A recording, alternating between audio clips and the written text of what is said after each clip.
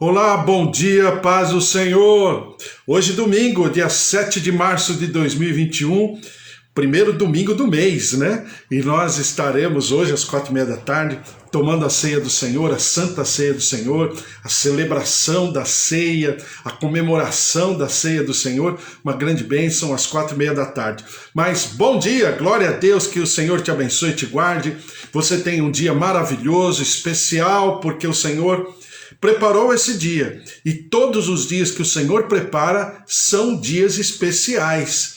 É uma dádiva, é um presente, e nós não podemos nos permitir sermos roubados do dia, né? Porque se esse dia acontece, existe um propósito. Aliás, tudo que Deus faz tem um propósito. É por isso que eu sempre falo para vocês que eu gosto daquele terapeuta, psicólogo, psicanalista, psiquiatra, médico, filósofo, né? E também um homem temente a Deus, já falecido, né? Mas que ele chama Viktor Frankl. E ele é o pai da logoterapia, né? Logoterapia é a vida com razão, né? O estudo da vida, mas de uma maneira racional, né? E ele viveu nos campos de concentração. Viveu não, né? Ele foi preso, ele foi levado aos campos de concentração, Auschwitz, né? E perdeu toda a sua família. Para você ter uma ideia, ele perdeu a sua mulher grávida, que ao entrar no campo de concentração foi violentada e morreu. Perdeu seus pais, perdeu seus irmãos, e ele colocou um sentimento, né, um pensamento na sua cabeça. Daí eu sempre falar para você que um servo de Deus, ele tem que andar com um propósito, né? Ele tem que saber qual o propósito da vida dele. E esse cara, ele falou assim: olha, eu não quero morrer. Como é que eu vou fazer? Então o que ele fez? Ele, dentro daquele ambiente trágico, terrível, né? Ele fez o quê? Ele começou a ver que as pessoas que permaneciam mais tempo vivas eram aquelas que tinham, assim, um significado, né? Para sair daquele lugar. Que não era pura e simplesmente sobreviver, não. Porque as que queriam sobreviver tinham vida, né, curta. Mas ele começou a estudar, como um médico, né, aquelas pessoas que permaneciam mais tempo vivas.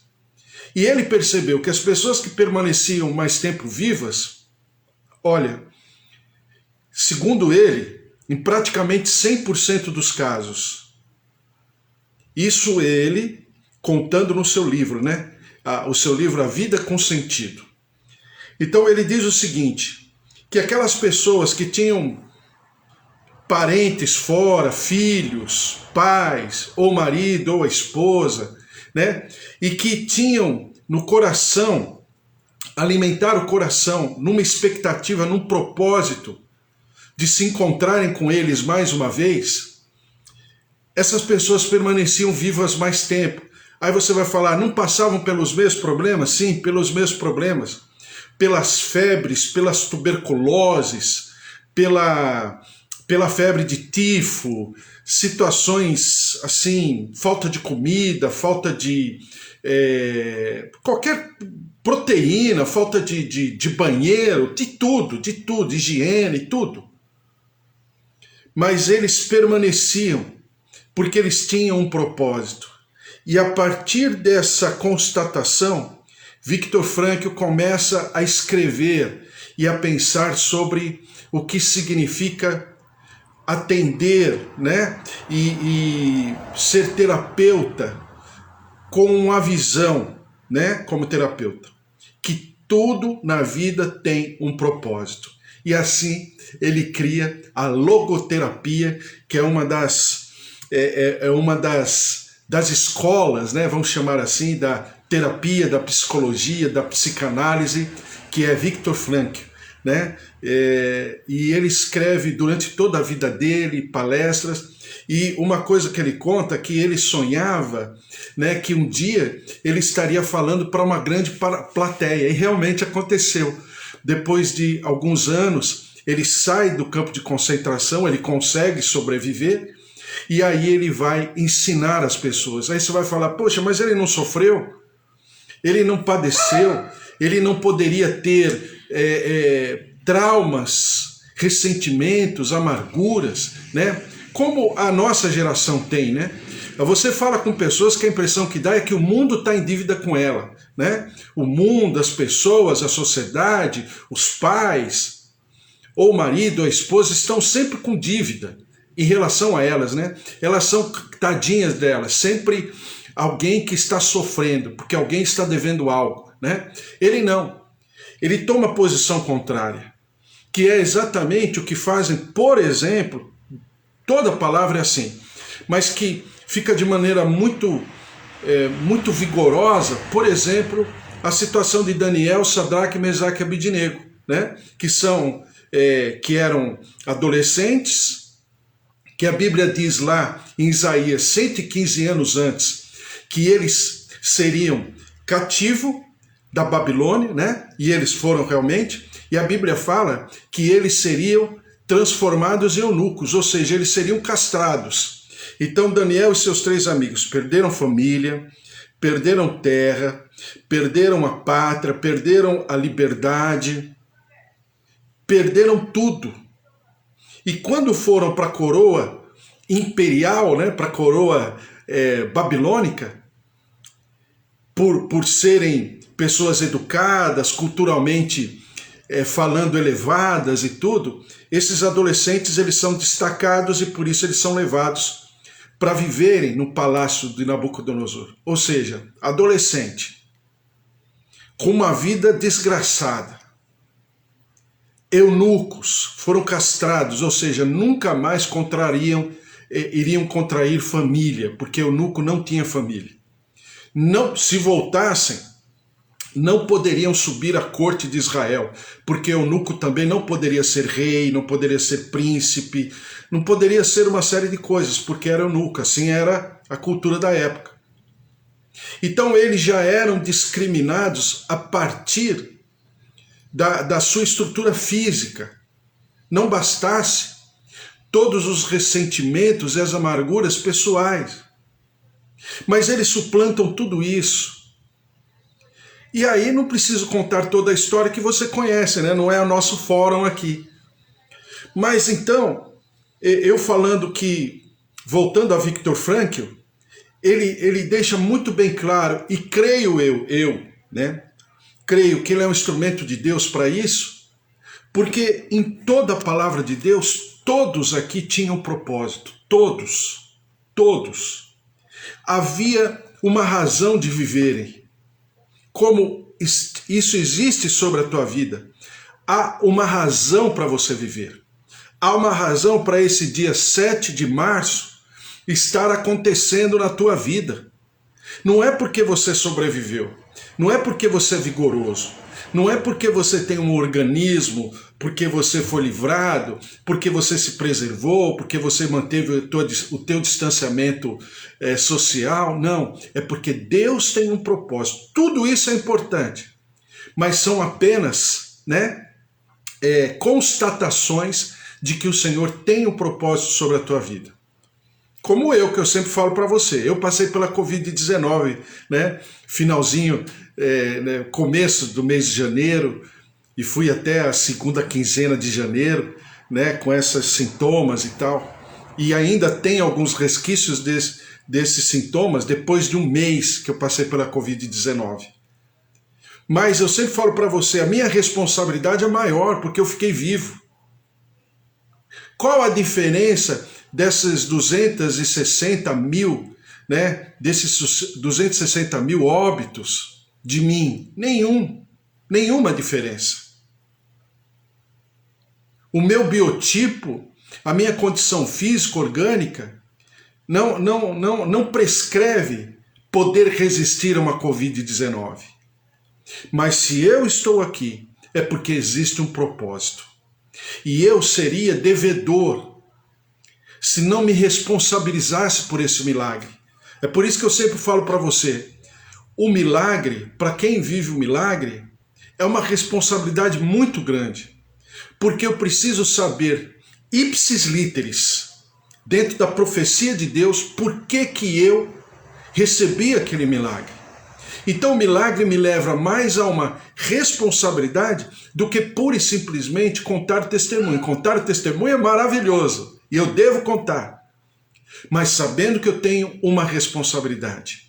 Então, se você está vivo, se você está vivendo aí o domingo, se você já deu um beliscão no teu braço e percebeu que esse beliscão doeu, é porque existe um propósito na tua vida, na tua casa, na tua família, e isso é muito sério, porque isso nos faz trabalhar a nossa saúde mental e emocional, né? É aquilo que eu escrevi ontem, né? Que o nosso pastor, ele supre, ele arrebanha, ele tem compaixão, ele se compadece. Por quê? Porque existe uma razão. Tudo na vida de um servo de Deus, de um homem que é temente ao Senhor, tem uma razão. Até mesmo as coisas desfavoráveis. Até mesmo as suas tropeçadas, né? Não que o tropeçar vem da parte de Deus, não é isso. Mas o levantar vem da parte de Deus. Mas o se propor a avançar, transpondo seus próprios limites, aí sim, isso vem da parte de Deus. Glória a Deus. Mateus capítulo 4, estamos falando sobre a primeira multiplicação dos pães. Só para a gente lembrar, multiplicação dos pães é o milagre que os 4 evangelhos falam, né? Os três evangelhos sinóticos, Mateus, Marcos, Lucas e... Desculpa, é 3, né? Mateus, Marcos e Lucas. O Evangelho de João também, que não é sinótico. João foi escrito, o Evangelho de João é o último livro, cronologicamente falando, a ser escrito na palavra de Deus, né? Então João já escreveu conhecendo todos os outros livros e todo o Evangelho também. Já conhecia as epístolas paulinas, as epístolas petrinas, né, as outras cartas, o livro de Hebreus, né, e também todos os outros. Então, João escreve de maneira diferente, mas João também fala sobre a multiplicação dos pães. Segundo lugar, é o milagre mais coletivo, né, de todo o ministério de Jesus. Porque se a Bíblia fala que eram 5.000 homens, e o homem, na cultura judaica, passava a contar a partir dos seus 30 anos, então os homens de 30 anos para baixo não eram chamados homens, eram chamados jovens, adolescentes, enfim, crianças, né? Então você tem toda uma população ao redor desses 5.000 homens. Então alguns dizem que haviam possivelmente mais de 20.000 pessoas nessa multiplicação. Então, é um milagre, é o milagre mais coletivo, mais público, né? De multidões. É por isso que essa passagem fala tanto para nós, fala tanto. Em primeiro lugar, o Senhor Jesus nos ensina que a solitude é uma questão de saúde. Solitude não é solidão, porque solidão é quando eu me encontro só. É quando as pessoas me deixam. Solitude é a mão inversa. É quando eu deixo as pessoas. É quando eu me proponho a me afastar aí sim, né? Com um propósito. Buscar ao Senhor. Saber de Deus. O que significa aquela circunstância. Que é o que nós temos que fazer hoje. Porque vivermos nesse ambiente que estamos vivendo e permanecermos com saúde é muito difícil.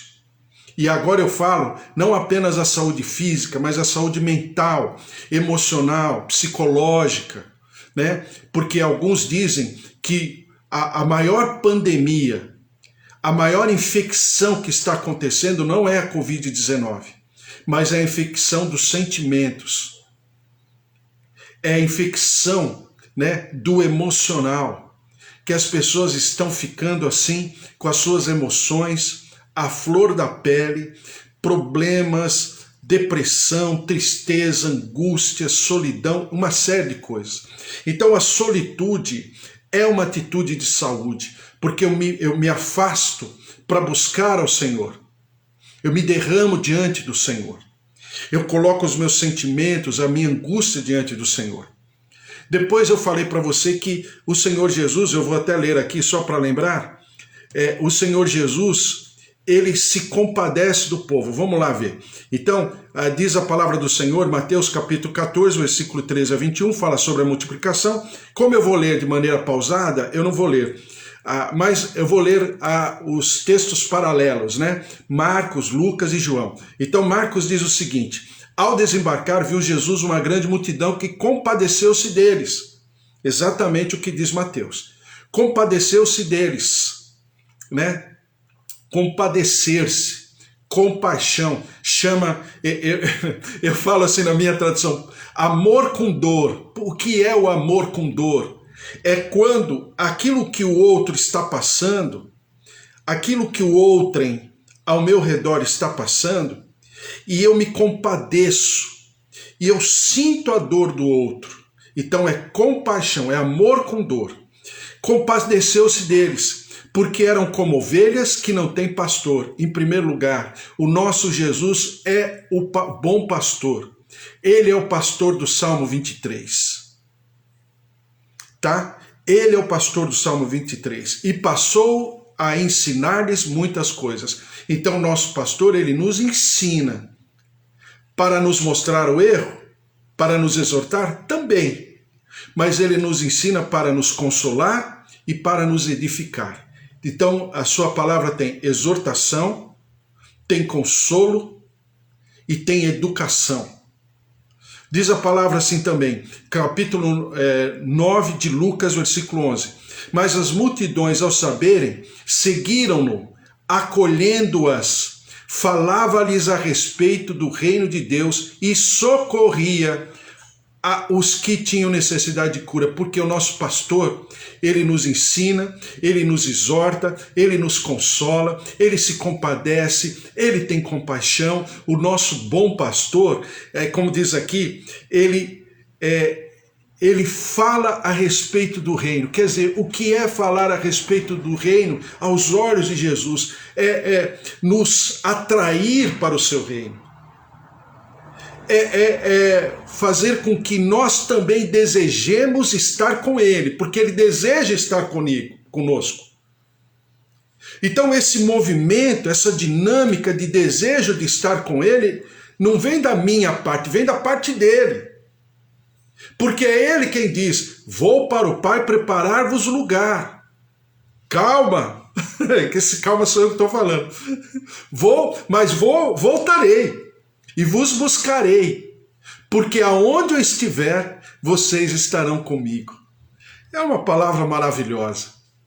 Então esse nosso Senhor Jesus, esse nosso pastor, ele não apenas nos arrebanha, nos chama de ovelhas, mas ele também nos edifica, ele nos exorta, ele nos consola, e ele também fala a respeito do reino, porque ele quer disparar em nós, causar um timing, um tempo em que nós desejemos estar com ele. E ele nos socorre. Por quê? Porque ele nos cura.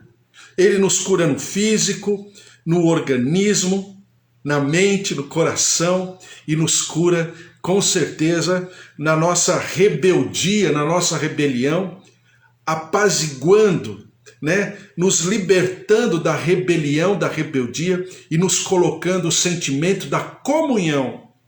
Comunhão com os nossos pares, com certeza, mas também a comunhão com a Trindade.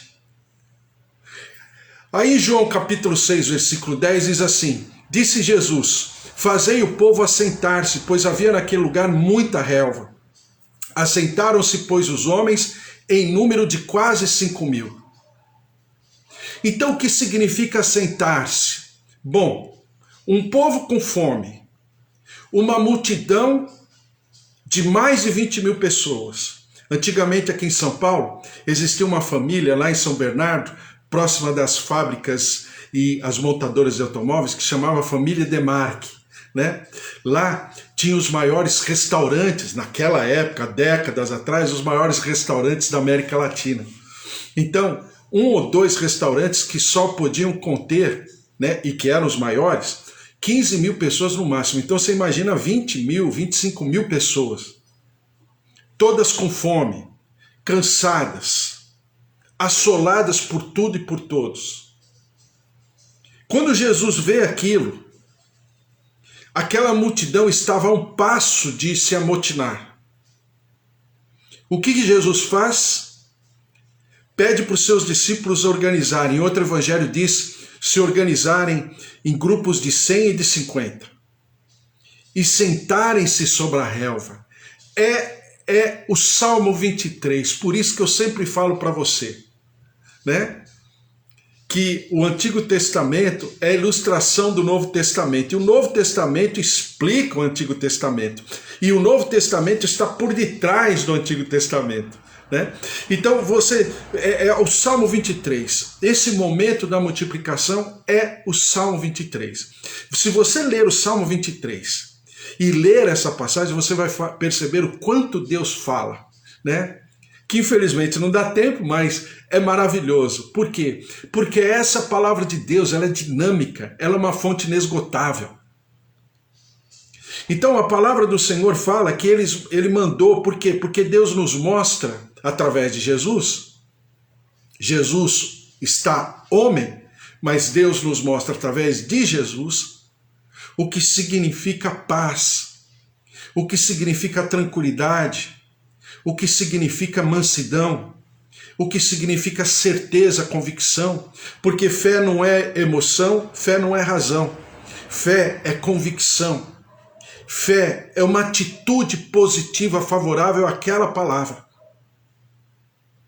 E aquela multidão, mesmo assolada, mesmo cansada, mesmo exaurida, física e emocionalmente falando, numa situação terrível, numa necessidade extrema, aquele povo se assenta. Esse é o nosso pastor, esse é o nosso Senhor, porque falando hoje a respeito, né? Você tem 4 grupos de pessoas aqui, né? Vamos dizer 4 visões diferentes de uma mesma situação. A primeira, Jesus, ele sabia o que fazer. A segunda, o menino que entrega os 5 pães e os 2 peixinhos. Por quê? Ele não sabia o que fazer, mas ele sabia quem fazia. Os discípulos. Os discípulos, então, eles ficam assim perdidos. A Bíblia fala que um discípulo fala, o que seriam 200 denários para alimentar toda essa gente? Não tem como. Não tem padaria, não tem fabricação, não tem produção a essas horas que possa nos abastecer, se é que tivéssemos 200 denários. E você tem a multidão. A multidão não sabe o que fazer, a multidão não sabe quem vai fazer, a multidão está desesperada. Porque a Bíblia fala que Jesus compadeceu-se dessa multidão porque eram como ovelhas sem pastor. Então, você tem todo um quadro, e agora eu vou ler mais um pouquinho que diz assim, versículo 14, capítulo 14 de Mateus, versículo 14. Desembarcando, viu Jesus uma grande multidão, compadeceu-se dela e curou os seus enfermos. Ao cair da tarde, vieram os discípulos a Jesus e lhe disseram, o lugar é deserto, gente. O deserto é o ambiente em que Deus se manifesta. Por quê? Porque Deus só se manifesta no vazio. Para Deus se manifestar na tua vida, você precisa esvaziar-se de si próprio, né? No grego é um processo chamado kenosis, esvaziar-se de mim. Não esvaziar da minha mente, do meu consciente, como prega a filosofia, não é isso. Mas esvaziar-se de mim, dos meus absolutos, daquilo que eu tenho, daquilo que eu sou. O deserto é quando eu me derramo diante do Senhor e falo, Senhor, eu não tenho mais solução. Eu não tenho mais vigor, eu não tenho mais vitalidade, eu não tenho mais resistência, eu não tenho mais alternativa. É esse momento, é essa graça que o Senhor concede, porque é deserto, não tem para onde correr, não tem em quem se ancorar, senão no Senhor. O deserto nos ensina. Alguém já disse, né? O deserto é a escola de todo homem que teme ao Senhor. O deserto é a faculdade. O deserto, né, é o campo, é o estudo de campo.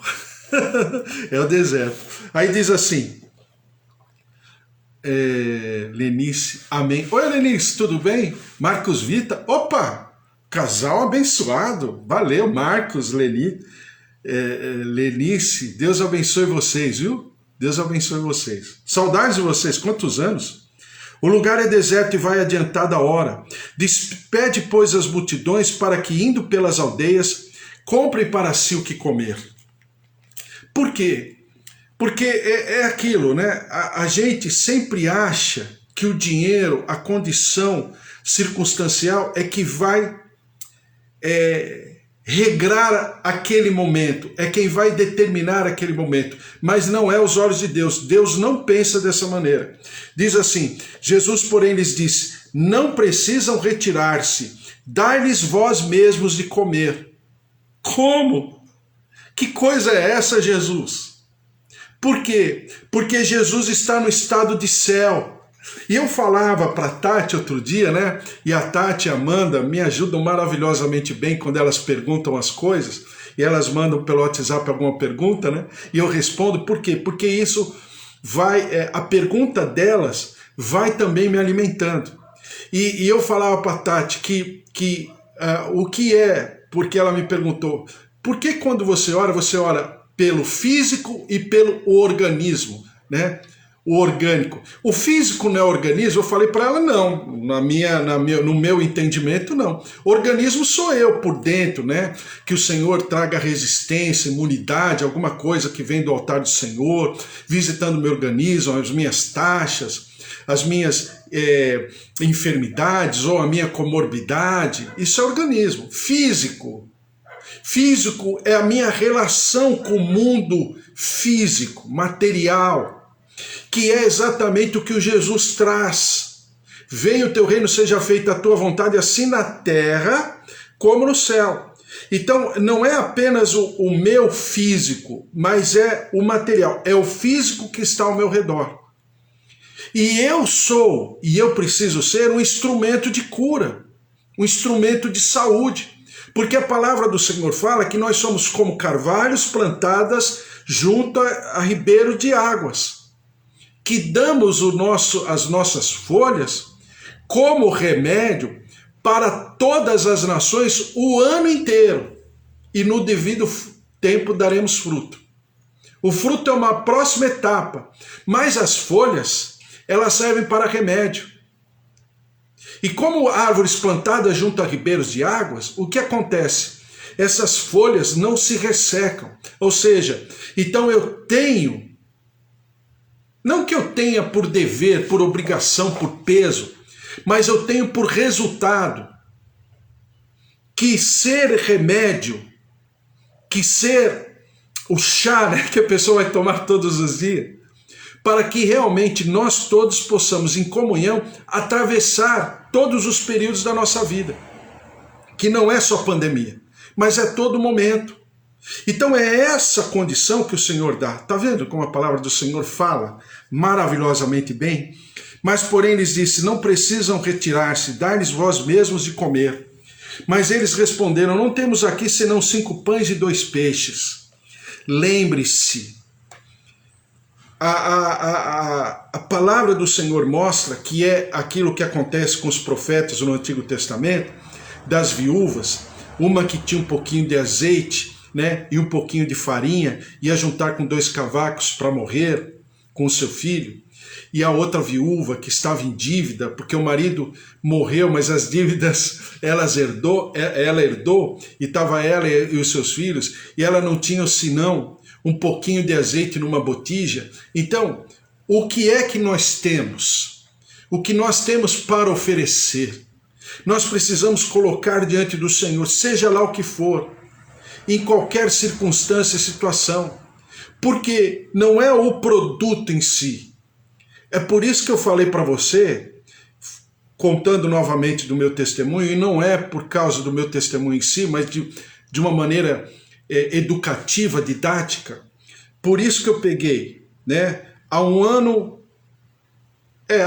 já, infelizmente há um ano, né, que vieram alguns médicos infectologistas. Eu até falei para você o nome, que eu sei de cor. Dr. Von, Dr. Zeballos, doutora Lucy Kerr, doutora Raíssa, né? Quem mais? Eu esqueci os outros, mas tem outros também. Mas esses médicos, eles defendiam... Nilce Yamaguchi, que era médica era médica no Albert Einstein, mas por causa dela defender o tratamento precoce, ela foi mandada embora, né? Depois de décadas na sua cadeira lá no Einstein, ela foi mandada embora, como os outros também foram. Mas eu aprendi, então eu dentro da minha fé, eu aprendi que na multidão dos conselheiros há sabedoria. Então eu entendi que eles são na minha vida como conselheiros nesse aspecto de pandemia. Podem falar o que quiser, podem falar que é o tratamento bolsonarista, pode falar o que quiser, eu não me importo. Por quê? Porque eu tomei, mediante a palavra, sem forçar a palavra, mediante a experiência desses profissionais de saúde, e dentro daquilo que eles falavam e falam, Dr. Von não, porque ele é falecido, né? Faleceu esses dias, inclusive aqui em São Paulo, na Prevent Senior, no Santa Margiore, né? Que é o hospital, mas fora ele, todos até hoje estão falando sobre esse tratamento, que não é para curar da Covid-19, é apenas para amenizar a carga viral, amenizar, né, as limitações orgânicas, para, se possível for, passar por esse momento. E eu fiz. Então, presta atenção, não foi o remédio, não foi o tratamento em si, mas foram as suas palavras. Lembre-se, a Bíblia nos ensina que a palavra, a boa palavra, ela vem da parte de Deus. Porque palavra não é algo, é alguém. A palavra na Bíblia tem nome, Jesus Cristo, ele é a palavra. Jesus Cristo é o Novo Testamento, é o Velho Testamento. Jesus Cristo é o incorporar de toda a tradição rabínica. Jesus Cristo é o Verbo, ou seja, a palavra tem nome, não é algo, é alguém. Então eu tomei isso na minha vida e pronto. Fechei questão.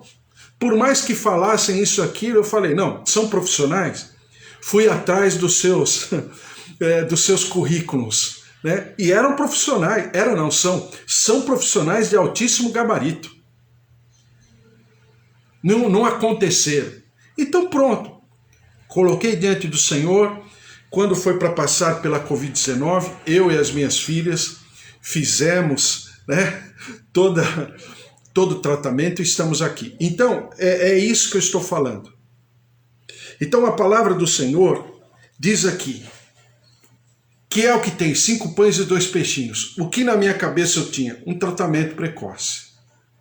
Para, se possível fosse, não passar por aquilo que nós estamos vendo as pessoas passarem.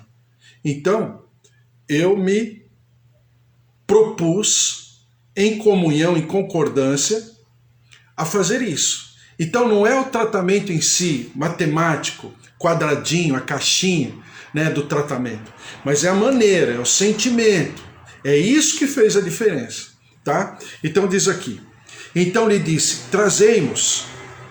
E tendo mandado que a multidão se assentasse sobre a relva, tomando os 5 pães e os 2 peixes, erguendo os olhos ao céu, os abençoou.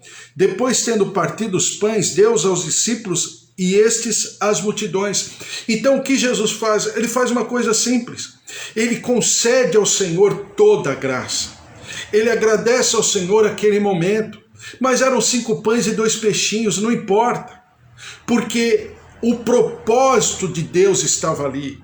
Jesus não tinha caído de paraquedas, talvez, não obstante, e com certeza, humanamente falando, porque Jesus estava homem, sempre eu procuro destacar isso, Jesus estava homem, não obstante ser 100% Deus e 100% homem, ele estava na condição humana, ele coloca diante do Senhor. Por quê? Porque é o Senhor quem vai estabelecer, porque é o Senhor quem vai derramar, porque a vida, a prosperidade, o sucesso, o trabalho, a condição financeira, material, tudo que sou, tudo que tenho, tudo que serei, tudo que eu terei, é do Senhor, não é meu.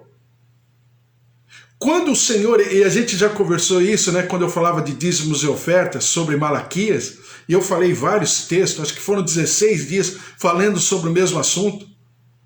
Então eu falava assim, que quando ele me comprou, e a Bíblia fala que ele pagou um alto preço, eu passei a ser a propriedade dele. Então eu sou a propriedade dele de uma maneira. Por exemplo, as minhas filhas, eu falei minhas filhas agora há pouco, não são mais minhas, são do Senhor. A propriedade é dele.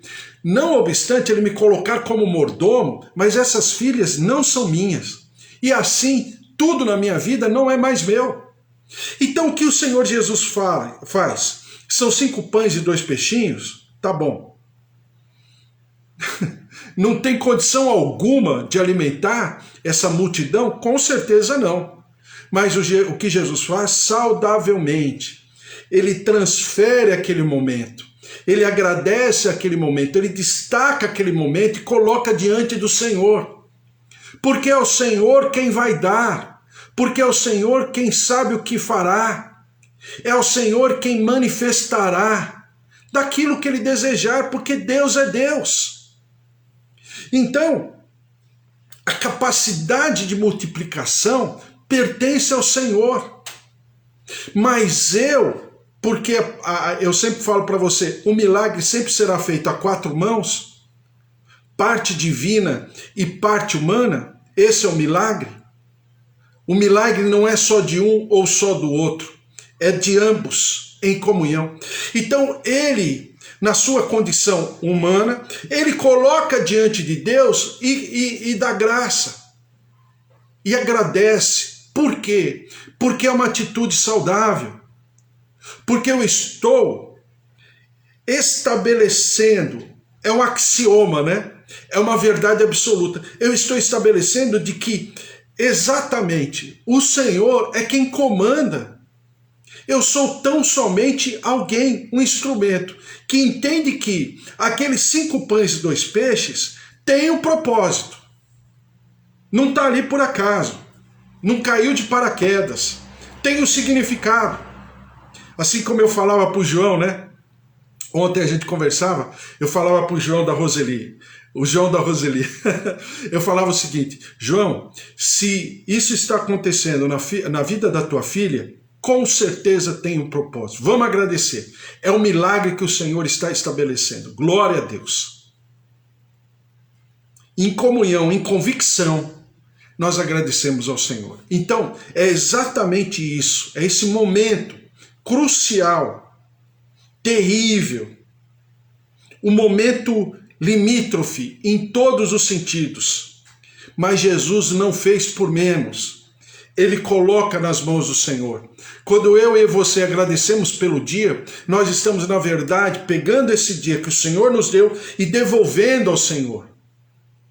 Colocando no altar do Senhor. Esse dia pertence ao Senhor. Esse domingo, primeiro domingo do mês de março, terceiro mês do ano de 2021, já passamos a primeira semana. O Senhor já nos deu. Então esse domingo, esse mês, esse ano, essa minha vida pertence ao Senhor. Eu vou agradecer, eu vou devolver para o Senhor e falar, Senhor, é teu, não é meu. Tudo é teu, porque dele, por ele, para ele são todas as coisas. Glórias a ele eternamente. Amém. Depois diz assim, Todos comeram e se fartaram, e dos pedaços que sobejaram recolheram ainda 12 cestos cheios. E os que comeram foram cerca de 5.000 homens, além de mulheres e crianças. Por que 12 cestos? Porque é exatamente o que tinha lá na quantidade de discípulos. Eram 12 discípulos. Então o número 12 é o número onde a revelação está sendo absorvida, né? A revelação divina está sendo absorvida pelo homem. Então 12 significa governo, é quando o homem se posiciona na sua autoridade como primícia, mas também como premissa, né? Porque é mais importante do que tudo. E esse número 12 significa a capacidade permanente, perfeita que o Senhor tem de nos alimentar na sua palavra.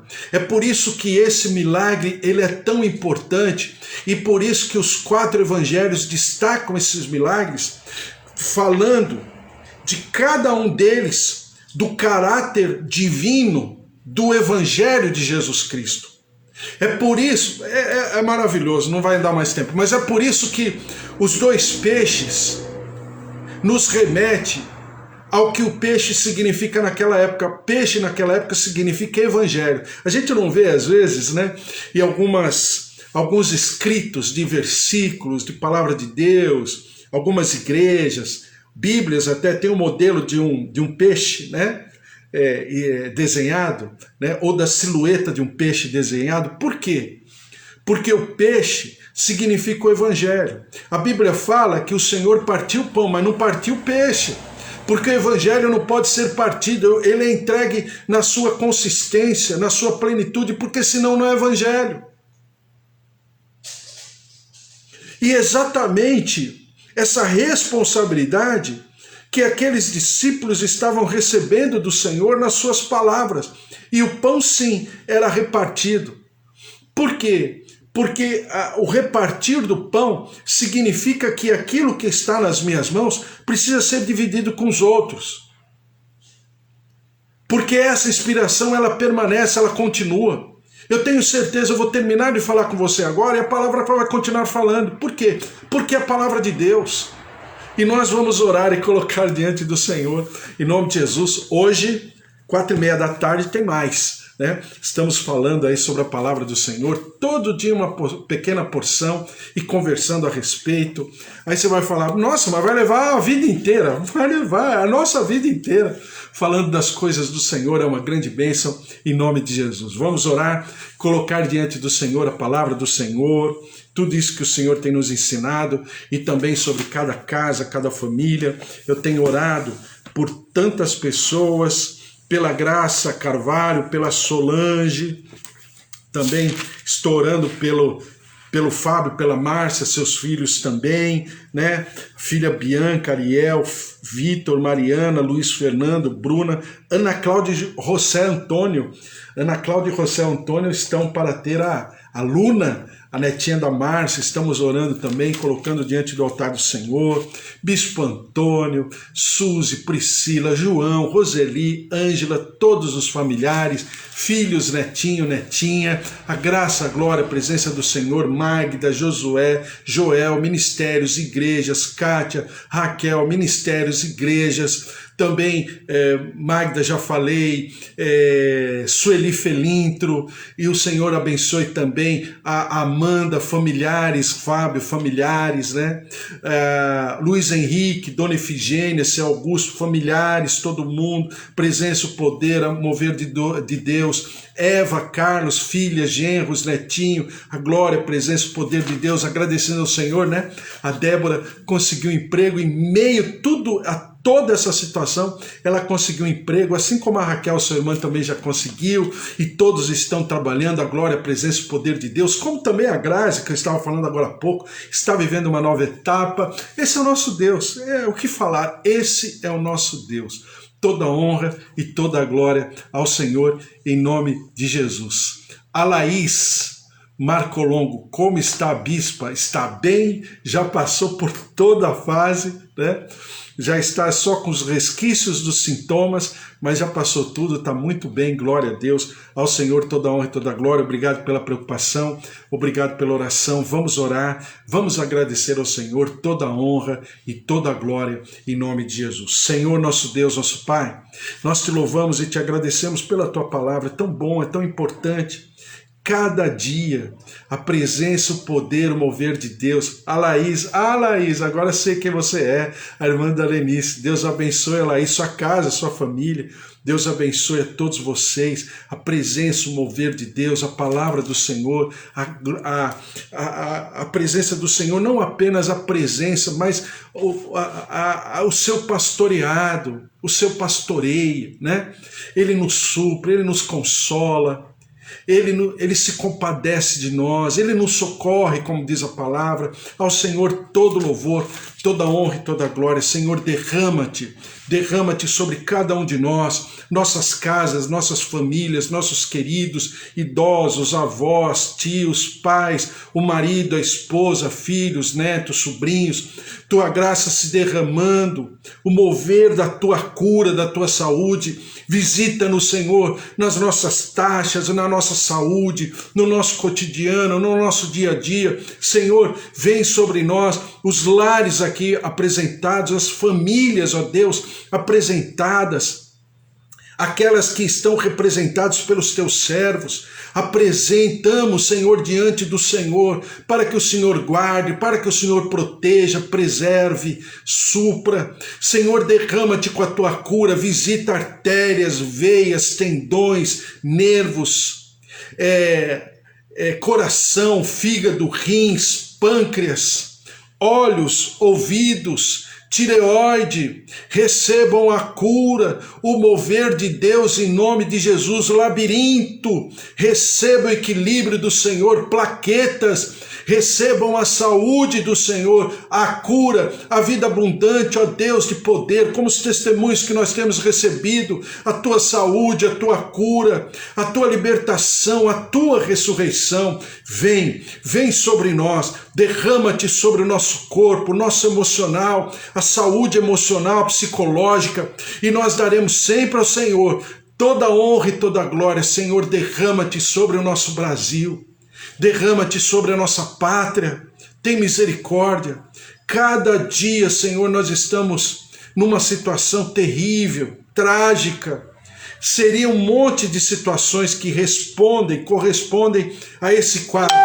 Gestão pública inconsequente, falta de condição, de estrutura do próprio país, nos seus estados, nos seus municípios, mas também, Senhor, é o pecado, é a transgressão, é a iniquidade.